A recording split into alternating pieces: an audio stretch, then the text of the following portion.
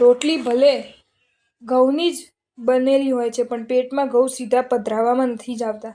ઘઉંને અલગ અલગ રીતે સંસ્કારિત કરીને એની રોટલી બનાવવામાં આવે છે અને એ પછી જ એ પેટમાં પધરાવાને યોગ્ય બને છે.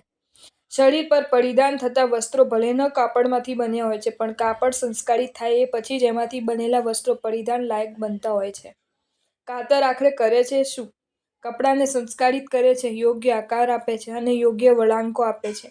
આ કાતર એ જ વર્ત તરફ આંગળી ચીંધણું કરતા કહે છે કે દોસ્ત, કોકને કાપવાની જવાબદારી વહન કરવાની તારી શિરે આવે તોય આ ખ્યાલ રાખજે કે તારા દ્વારા થતી કાપકૂપ એ વસ્તુનું ગૌરવ વધારનારી જ બની રહેવી જોઈએ. યાદ રાખજે, દરેક દરજી ભલે સોયને પોતાના મસ્તક આગળ અને મને પગ આગળ રાખતો હોય, પણ હકીકત એ છે કે મોજડી વિના રાજા માત્ર મુગટ પહેરીને બહાર નીકળતો નથી. મને ભૂલીને કોઈ દરજી માત્ર સોયથી કપડાને સંસ્કારિત કરી શકતો નથી. જો તમને આ વિડીયો ગમ્યો હોય તો આ વિડીયોને લાઈક કરો અને મારી ચેનલ જૈન ફેક્ટ્સ એન્ડ સ્ટોરીઝને સબસ્ક્રાઈબ કરો. ધન્યવાદ.